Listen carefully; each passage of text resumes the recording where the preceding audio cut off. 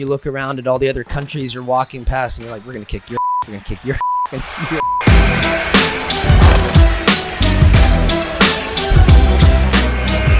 What's up, you guys? I'm Rachel DeMita, and welcome to the Courtside Club. Today, I'm sitting down with former MLS midfielder and Fox Sports analyst, Stu Holden. How's it going? Welcome to the Courtside Club. Yeah, I feel, I'm ready to fly the flag for soccer here on your podcast. All these basketball guys and these big famous sports stars, and now we're going to get your whole audience in love with soccer by the end of this. No, honestly, I was so excited to have you on because, as you know, you've watched some of the Courtside Club episodes. Soccer is not my main sport, but that's okay. Yeah, that's why I needed you here to fill me in. World Cup is coming up. It's the perfect time to have you on. So World Cup, I always equate is our Super Bowl in essence, in the US at least, because globally soccer is the number one sport. The World Cup is the most attended, the highest watched. I think over 1 billion people watched the last World Cup on television. And in the United States, our audience was 18 million, which is good for soccer and a growing sport. But we also know that this is the time that everybody pays attention, and that if it's a World Cup, you're going to tune in and put the game on in the bar, and you're going to support the U.S. if they're in it, and they're finally back in it, so it makes it a lot more exciting for us. So, yeah, this is kind of a big couple of months here for us as we ramp up and get ready for a World Cup in the Middle East. It's in Qatar. This year. And you've actually been there before. I've been there twice. So fill us in. That to me, I wouldn't even know what to expect. Yeah, I was going to say, could you pick it out on a map? No. Well, it's in the Middle East kind of area. Yeah, right? It's right at it's near Saudi Arabia, and then there's Dubai, and you have Qatar. And Qatar is this really fascinating place. It's this small country. There's the city of Doha, which will be hosting the World Cup. It'll be the first time that a World Cup is played all in one city. Okay. So think back to, I think it was 8-9 years ago, they got the bid for the World Cup. They beat out the US and England in that bid, and they didn't have any stadiums. They built them all from scratch. It's in a climate that during the summer, which traditionally is when the World Cup is. They had nothing before, Oh, wow. And, in Qatar in the summer, it's 120 degrees. You're in the Middle East, it's desert climate. So they moved the World Cup to the winter. So it'll be a little bit cooler, but they actually have all these stadiums that will be climate controlled, and they have these giant fans that are massive and going to be blowing cold air. So they had somebody recently, they played a game a couple months ago in the summer. A player was standing outside with a thermometer. He showed that the temperature was 120, and then on the field, the temperature was 55 degrees. Oh, wow. So it was like half. Seems cold, though, to play it's soccer. Perfect. That's the best. You can Is run, it? you Okay, can run so around all day. Yeah. Okay. And honestly, this is a huge deal for that part of the world and the country, because they've never hosted anything of this magnitude before, and it's a very small country. You're going to have all these fans from around the world in one place. Right.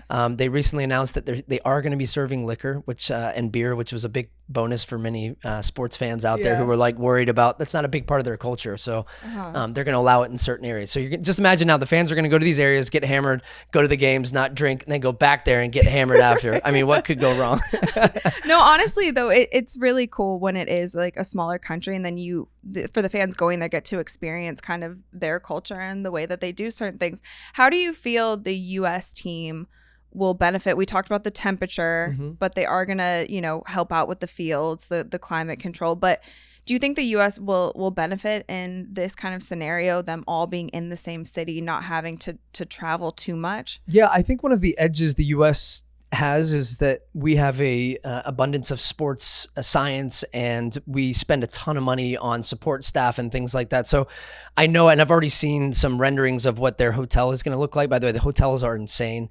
This one is amazing. The one the U.S. team are staying at, they've got this big beach off in the back, and they have this whole floor that is, we will, as the United States, have the youngest team of any teams at the World Cup. So we were the youngest to qualify. We have a bunch of 19, 20, 21, 22-year-olds. Makes me feel very old. And these guys, they've built out this whole room for them that's video games and Xbox and big screen TVs and just things to keep them entertained. They're going to have a full-time barber in there for these guys to look fresh. Nice. Cuts for the games. Biggest stage you got to. Yeah, but you think about it, you're not going to travel. This will be the first time you'll be in one hotel the entire tournament. And I think it gives the U.S. an edge because they'll be able to recover well. They'll spend all the money to make sure that these guys have everything that they can do. They'll be eating well. They'll be recovering well. They'll have, hydration and all that stuff. So I think it'll help them not having to go to different hotels and just go to the game, come back, practice, come back. And yeah, you're going to have to find ways not to be bored, I guess, just sitting in a hotel every day for however long you're in the tournament. Yeah, but you get this one chance. And I feel like, I don't know, tell me if I'm wrong. Is there more pressure now because we are back in the World Cup? The U.S. men's team? Yeah, that's an interesting one, because when I played in the World Cup in 2010, that was the highlight of probably my life, because I grew up wanting to be a soccer player, and playing in a World Cup is kind of the pinnacle of your career. And I think for this younger group, it's almost like you don't want them to feel like the job is done getting back to the World Cup, because we didn't qualify for the first time in, a long time, 30 plus years, I think, since we hadn't been in the World Cup, and now we're back in it. So you don't want them to just be like, we're here, like we did our job. But I think there should be big expectations on this team to get out of our group, which is kind of the bare minimum that we expect. But look, we'll be going in with one of the best teams we've had from the clubs that these guys are playing at. They're playing at some of the biggest clubs in Europe. They're playing, we have players that are worth 60, 70, $80 million in transfer fees, which we've never had in our past. And I just hope that they use that in a good way and don't feel the pressure. But I think these guys are just gonna, they're fearless, which I love. They embrace the moment. They're not gonna be scared of the moment.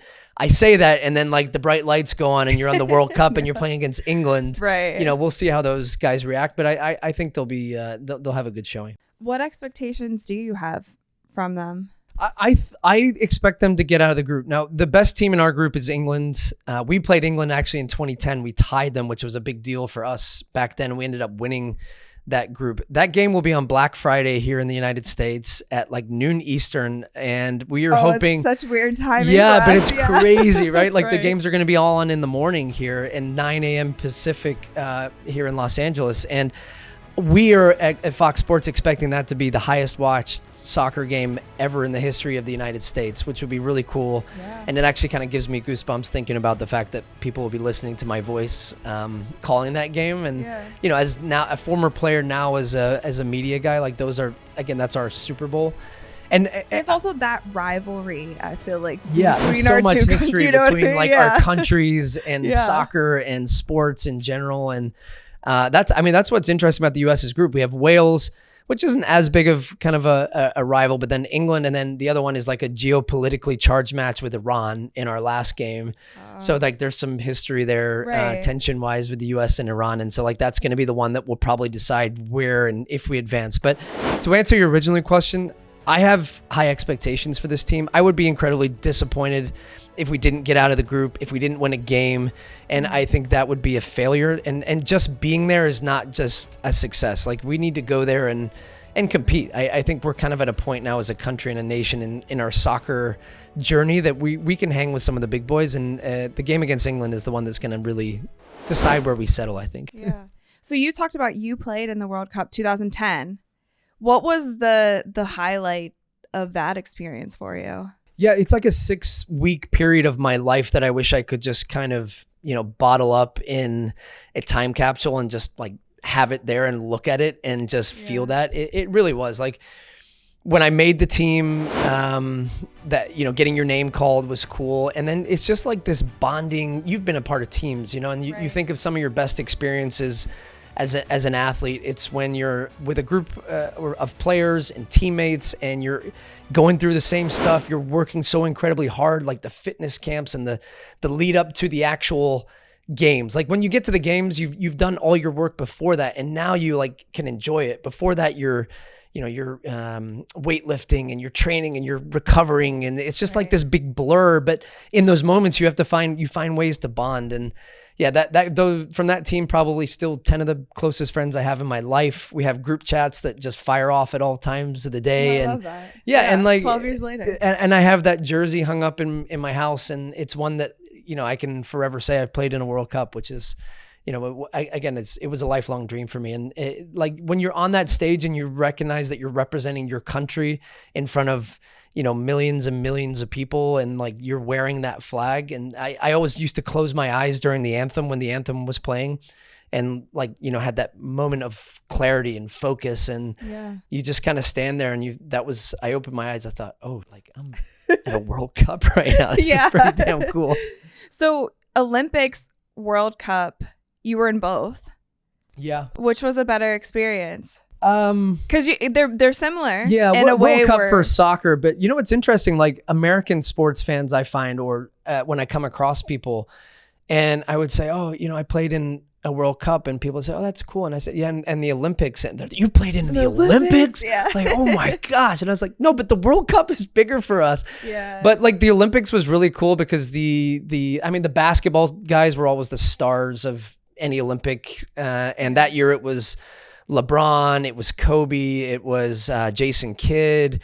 And all the guys are just like celebrities, even within the U.S. team, which, you know, like volleyball, that's their big deal, and track and field. And like, even as soccer fans, we're like, hey, can we get close to LeBron in the picture? And like, Yeah. I have one picture with LeBron and he had his eyes closed. And I was like, come on, man. Like, but it was really cool to be a part of that experience because you feel, again, like you're with athletes from different sports. But then when you're standing there and you're walking out into, the one I was in Beijing in 2008, and you walked out into that Bird's Nest Stadium, and I remember walking out, and all the athletes are chanting like USA, USA, and that's so cool. Yeah, it was like, again, just because like it's like collectively, obviously, FIFA, the World Cup is biggest for soccer in itself, but like you're almost like. It's like you guys are superheroes teaming up with these different sports. Yeah, that's a good way of putting it. Like you're like the Avengers coming together Exactly. from all different sports, and you look around at all the other countries you're walking past, and you're like, we're gonna kick your ass, we're gonna kick your ass. Wait, which Avenger is soccer? Ooh. I mean, Captain America, right? Is that We can take that. Yeah. I don't know all of them, to be honest, Right. so I'm gonna go with the one I know.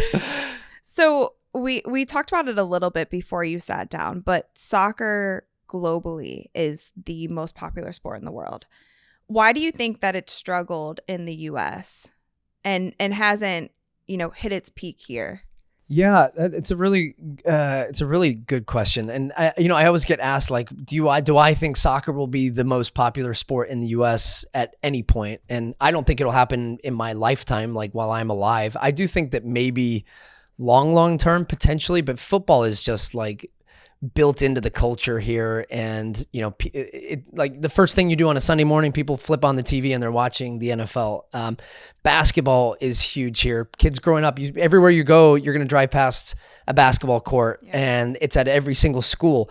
Around the world, that's all soccer fields. And soccer just wasn't a big sport here. I think it was, and still is, to be honest. It's an upper class sport in most parts. We don't have enough access to the game for, inner city neighborhoods. There's not, like, as I said, not parks where just like soccer is readily available and kids can go out and play. It's all like you have to be on a team and you have to pay money and you have to travel if you want to reach that like top level. I don't think there's a good enough entry level for people just to like get involved and get the right coaching and and I find that with a lot of people. Did you ever play soccer growing up at all? No, that was one sport I didn't. Yeah. Which is weird. And like why? Just had like basketball was so... I don't know. I was a gymnast first, then I wanted to try other sports, and then I played basketball, played softball, and ran track. And I don't know if it was just something when I was 10, my parents didn't put me in it, or my cousins did. Mm-hmm. My male cousins did. I was going to ask if it was female, because actually female, it's the number one youth sport. And so is soccer, actually, up on men's side until like 10 to 12. And then weirdly, people just go the other way. And I think it makes sense in that, like, if you're not doing it full time, if you're not getting good coaching and you're not good at it, you don't enjoy it the same, right? And then you're like, your friends are doing other things. And so I think a lot of people that I've met from, that are probably same age to me, I'm 37, like in that age or a little bit older, they played soccer at some point at rec because it was like the first thing that their parents signed them up for. Right. And then they're like, I don't love just chasing the ball around and touching it 5 times and then I'm away. A lot of the American sports are like basketball's high scoring. There's plenty of breaks. We have ways of like entertaining, you've got the all the stuff going on between, like, soccer's 45 minutes. And if you watch it around the world, it's like religion for 45 minutes. You don't get up from your seat.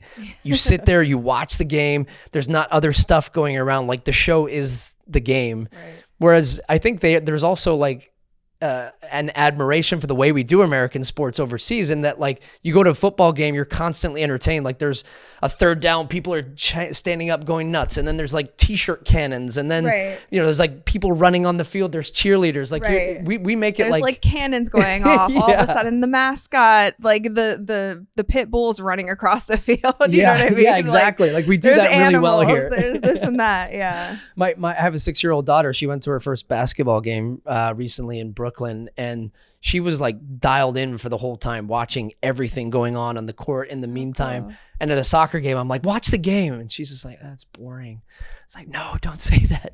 It's driving a dagger in my heart. Going back to what you said though, about how it's like an upper class sport, that's kind of hard for me to understand, because it is a sport where you kind of just need a ball and some shoes and like somewhere to kick the ball. Like you don't even necessarily like it's preferable to play on grass, but you could kick a ball around anywhere. And I don't mean to like put it down into the simplest terms, but with basketball you could dribble, but you need a hoop. You need to find a hoop somewhere. So even that has like more equipment than like for kids who just want to go out and play something. You know what I mean? You just toss a ball around if you're playing baseball, but then again you need a mitt.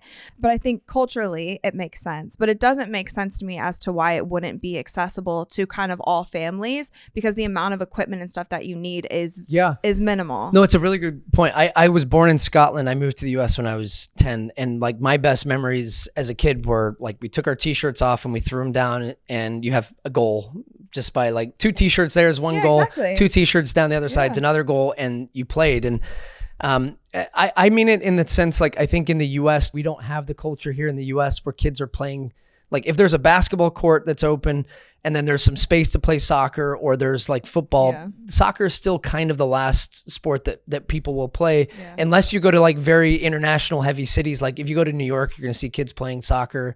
Here you see kids playing soccer. I would say generally outside of that, it's not as big of a, but it's a massively growing sport here. Like the amount of, you went to an Austin FC game recently, right? Like I grew up in Texas. I didn't think you'd see that in Austin, Texas. No. And now we have a pro team in Dallas, at the top level, Dallas, MLS, Houston, Austin. There's a second division team in San Antonio. So like Texas is a hotbed for soccer too. And it's kind of, we're working our way into that conversation with like the top 4 sports in this country. I want to dive more into that and also get your take on the women's side, because they've also been killing it. But first, I would like to take a halftime break if you're cool with that. I'm sweating. This shouldn't be too difficult for you, but I have a fun little game. I have a list of athletes of other sports that I'd like you to place on the soccer field and kind of give them the position. Okay? Yep. All right. We're in football season, NFL season. Tom Brady. Yeah, Tom Brady. So like Tom Brady, he needs, quarterback, legend. I need a guy like that on the ball at all times, and just kind of, he's going to play the position I played, center midfield. Like let's get him in the middle where he can just quarterback and set everything up for everybody else and like be the star of the show. He's a star. He's a born star. Like he's got to be in there. Okay, next up, LeBron James. So I've seen LeBron play soccer. Like I've seen clips of him playing soccer and try to dribble and juggle the ball. His ball skills, I would say, are lacking a little bit with the feet. I think he would be a good defender. Like we could stick him as what we call a center back, like a middle defender as part of the back. And there's a lot of like aerial balls that he'd have to deal with, so he could just go up and head them and crush dudes. And he's like big physical guy. Yeah, we'll play him at the back. So like Tom Brady's in front of him, and he knows he's got LeBron behind him just to clean up the mess. So amazing. Okay, next up, Usain Bolt. Okay, Usain Bolt, also a soccer player, soccer fan. I feel like he supports Manchester United. Soccer, he was at the Olympics in 2008, and he, with his speed, like we got to have him out wide. He needs to be like a right winger, and when the other team's trying to defend us, we'll just dump the ball like in behind, and he just can beat everybody to it and sprint and get it. Yeah, love it. We're going into the combat sports world. Conor McGregor. Yeah, he's just like a bull. I probably want to play him as like a defender also, like an outside defender, where he's going to be matched up against like really quick, tricky guys, and he could, tackle them, and if he needs to be, just get him in a headlock and choke him out or we can find their best player and just be like, hey, go get a red card, like go choke that guy out real quick and get him off the field. Is there a lot of smack talk in soccer? Oh my gosh, yeah. I used to love the smack talk part. Okay. Yeah.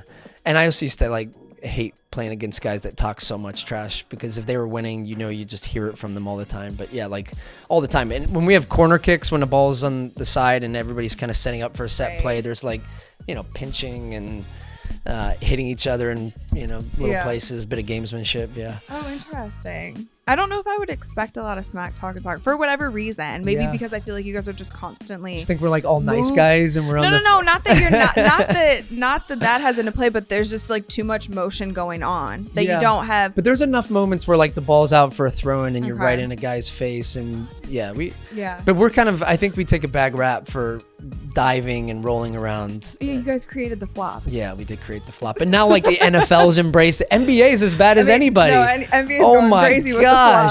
I see guys take a little flick to the face and they're on the floor trying to get a guy ejected. Hey, learn from the best. That's true, yeah. All right, next up, Cooper Kupp. Cooper Kupp. So I love watching that guy play. He's unbelievable, and such a good athlete. So I think Cooper Kupp we could play as a forward, because he just knows how to find the end zone. I would imagine as a soccer player, he'd be a guy that would just always find the ball at his feet around the goal. So let's play him as a striker. Cool. All right, we got two more. Going baseball, Mookie Betts. Ooh, Mookie Betts.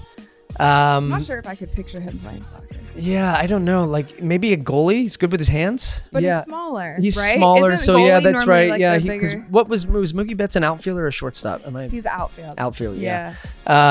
Let's get him. Let's play him in center mid. We'll play him next to Tom Brady. So like we kind of pair like the height, and because Tom's not like great with his feet. You've seen him try to scramble sometimes, and it's like, oh boy, Tom, just stay in the pocket and throw it. Okay. So we'll put Mookie Betts center midfield too.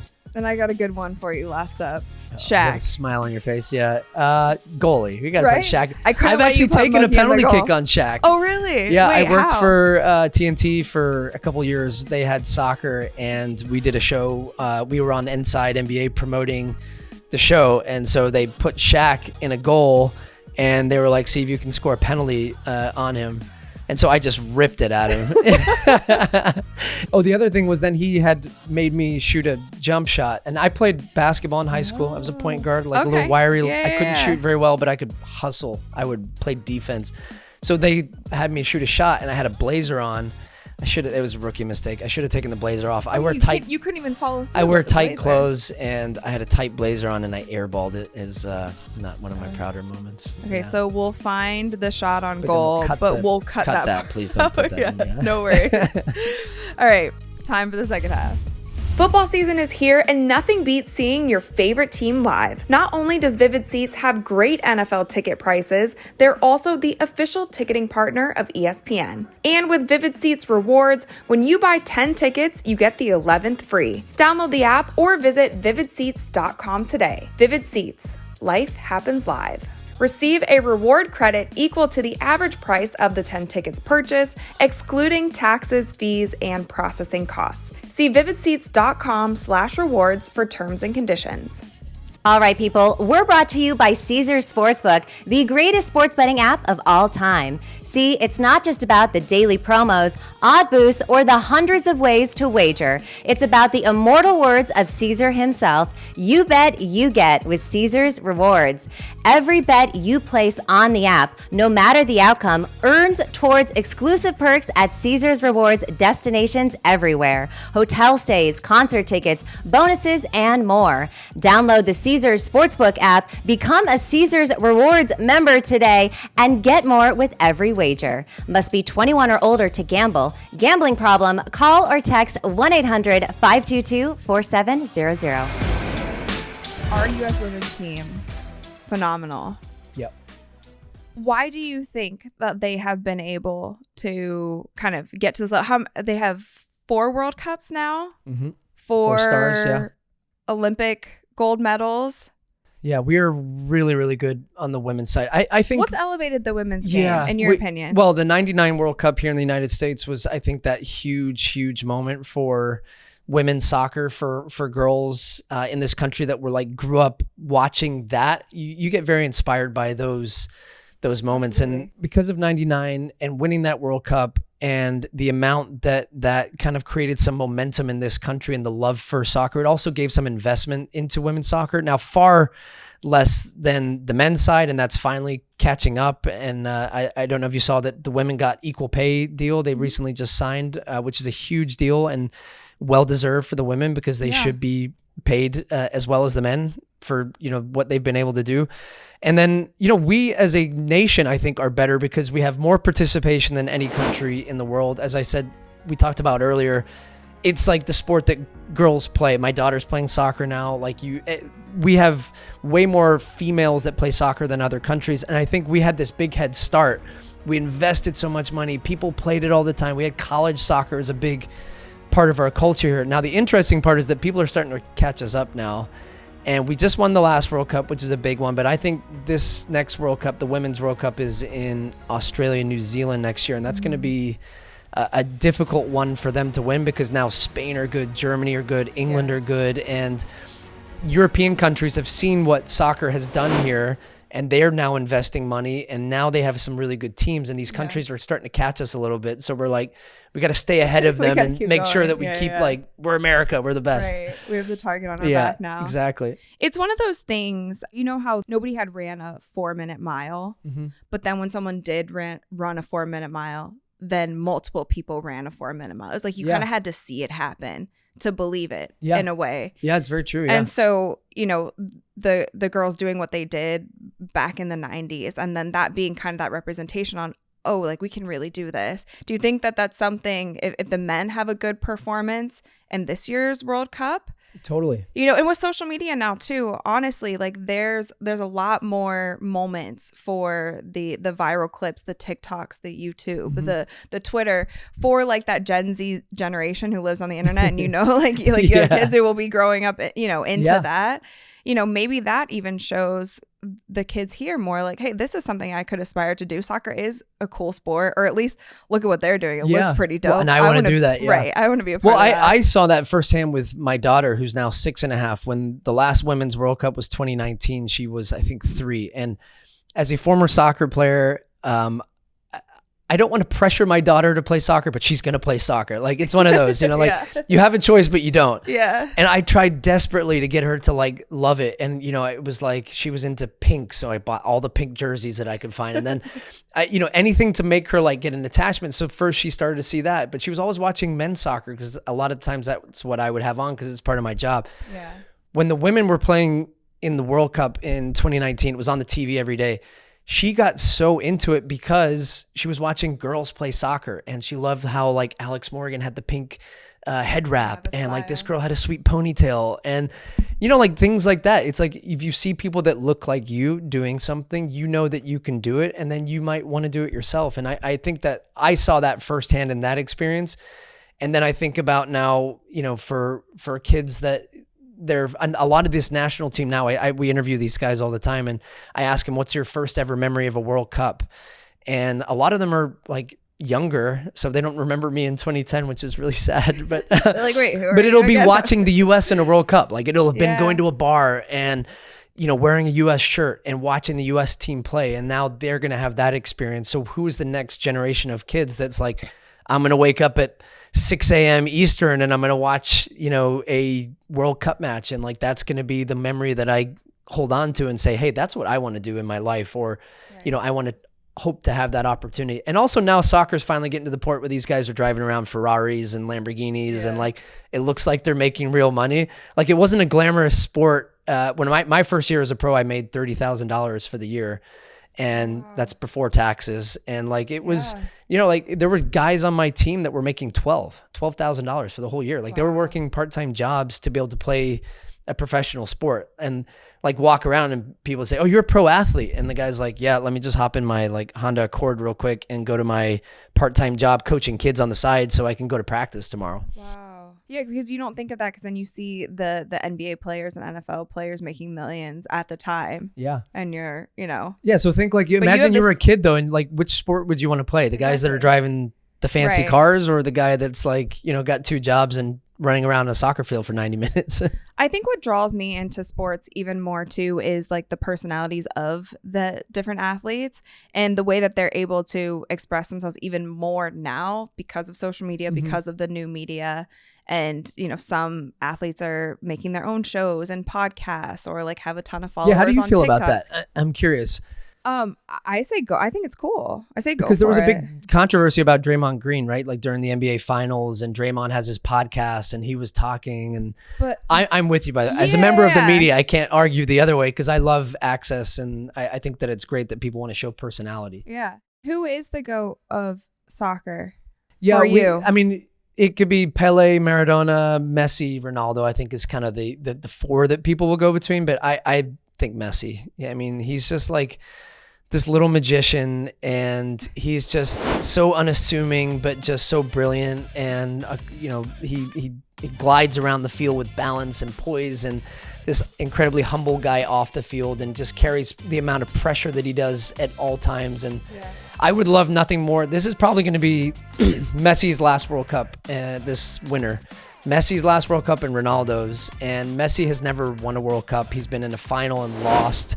And I just think like it could be his year. And if he lifts that World Cup, like just crown him the GOAT, like unanimously. There's not even a debate at that point. Okay. Well, we'll be on the lookout for that. One last thing on World Cup. What 5 teams should we have our eyes on? Well, number one is the U.S. If you're, Of course. because I would imagine the majority of your audience is American. So we're going to watch America. We're going to root like hell for America. The guys you need to look out for, Christian Pulisic is our big star. Weston McKennie is another really exciting player that plays in Europe. And then Yunus Musa is like my favorite, this 19-year-old kid, and he is just the biggest baller. So that's your U.S. like quick hitters. Argentina, because it's going to be Messi's last World Cup. They have a really good team and a good chance to win. Brazil, the most World Cups by any nation is Brazil. They have a good chance to win another World Cup. I mean, every single year they go as one of the favorites. Let me see. What are the other fascinating ones? It's always interesting to watch the host nation. Qatar, it's going to be their first ever time in a World Cup, and that's because they're the hosts. And they have, over the past 8 years since they got it, they've had this like development academy, and they've invested hundreds of millions of dollars into this facility, and they bring the whole team together. So these guys like eat together, sleep together, train together, and they play for different teams, and then they all come and recover together in one place. And they've been on this like program to be competitive. They've traveled the world. They played here recently in the US. So there's like pressure on them, even though Like they're a not little that home good. field advantage just for that reason in itself. Yeah. Exactly. Like they'll probably be practicing in all these stadiums to try and have some type of edge. And so they'll be kicking off the World Cup. And then what's my last one that I'm going to pick here? I'm going to go with Spain, because Spain were one of the favorites going into basically everyone. The last World Cup, they went as one of the favorites, and they fired their coach, or he left the day before the match because he signed with another team. Yeah. And then they like flamed out and had a terrible tournament. But I think they that's could be a sneaky team for this one. Cool. So there's your 5. Yeah. So Spain, Brazil, Argentina, US, and Qatar. Yeah. That's like Cool. storylines. We're going to spread you around. Hey, We're going I'm to gonna- suck you in November and December. No, You're I'm going going to tune in Black Friday, There you noon. go. First game is November 21st. Okay. Black Friday at noon Eastern. And then the last game is the 29th, I think, against Iran. Not our last game. It's going to be, we're going to get through past the third game. And We have to. You called it. Okay, so we're reaching the end of the game. We love to do some buzzer beaters on Courtside Club. okay. So break down your ideal food and drink combo while sitting courtside or field side. Ooh. I don't know about you. I don't get many opportunities to go to sporting events and just be like a pure fan these days. And so when I do, I love it and I go all out. I'm like straight in on a beer and then straight after that on the nachos, crush some nachos, go back for a beer to wash down the nachos. And then at that point, I'm probably on like a hot dog, and then I might have my kid with me. So, you know, I'll get the cotton candy and the $14 Mike and Ike's or whatever they charge now. And I'll go back and get my other $25 beer. And so I'm all in at the end of the game for about $250. Just on food. But I do, like, my drink is tequila. I love just like a nice tequila. So maybe that'd be my nightcap at the end of like, that's where baseball, I think, I'm not a baseball fan, but I love going to like baseball live because it's just so slow and you can go up to the stands and get refreshments and beverages and come back down. So I think that's how I'd rock it. Cool. Yeah. All right. So one person, dead or alive, who you'd love to sit courtside or field side with. Oh, I'm going to go soccer. Okay. And I would probably watch the team that I grew up supporting, which was Manchester United. And oddly enough, the stadium in which I ended my career with an injury. So it's like really sad in full circle. And it have to be an athlete or anybody? Anybody. I would say my dad. My dad passed away when I was 20. So I just started my professional career. He got to see me play, but not in the World Cup or any of that. And like a guy that was just so influential in my life and my career. And I think I would love nothing more after the fact now, like to be able to sit there and like just sit and just watch a game with him and soak it all in and say, hey, Dad, I did that. You know, that would and be grab a $25 beer with him. $25 beer. I'd buy him all the $25 beers he wanted. And last but not least, what is one event in history, it could be a sporting event or otherwise, that you would have loved to have been courtside for? I stump a lot of people with this one. Because there's so many, like there's just so many good ones. It would be the World Cup. And because that's just, I would love to have been in the stadium when, and it was cool. I got to experience the World Cup like 4 years ago in Colwyn, which was the game that France played. But I think I would probably go back to, like, I grew up in Scotland, and I know it's like the United Kingdom when England won the World Cup in '66. I think like being in the stadium for that would have been pretty cool, and like because my dad was English, so I know what that would have been like for him. Yeah. But yeah, I'm gonna do that. I'll go with the World Cup. 1966. Yeah. That'd be crazy. They've been playing with like a brown leather ball back there that probably weighed like 15 pounds, and you break your toe trying to kick it like, now. Probably like more like slick too, Yeah, right? Yeah. And if, like, sliding off your boot in the pouring rain in England. Interesting. Yeah, this is probably not like the best answer. I think I could have gotten a better one, but that's the one that popped in my head. Sounds good to me. Yeah. Stu, thank you so much for coming on the Courtside Club, schooling us in some soccer. Yeah. Where can all of our fans find you? What should we be on the lookout for? At Stu Holden, I think on just about all of them. Instagram, Twitter, Facebook, and TikTok now. Now TikTok. Nice. Okay. I'm starting to branch out a little bit. Nice. You know what you should do? Can you still like juggle and do the things? Do that on TikTok. Like trending, like the trending Seriously. audio and all that, right? My most viewed TikTok video is my daughter slapping me in the face for the tortilla challenge. So like I have, I guess you got to do all things like that. Yeah. I'm not like the dance and the, and the into the camera guy that totally doesn't fit my vibe. But like, that's what I've learned. You can do kind of just whatever. Yeah. And if it takes off, it takes off. If not. I feel like you should figure out some trending thing, but do it like I do dribble to the beat with a basketball, right? Oh, I've seen some people do that with soccer where they like start slow. Yeah. And then the beat gets faster and you do it. I could never. I'm terrible with my feet. It's like I need hand games. You know what I mean? But yeah, you should do that. That'd be dope. All right. Perfect. Well, thank you so much. Yeah, thanks for having me on.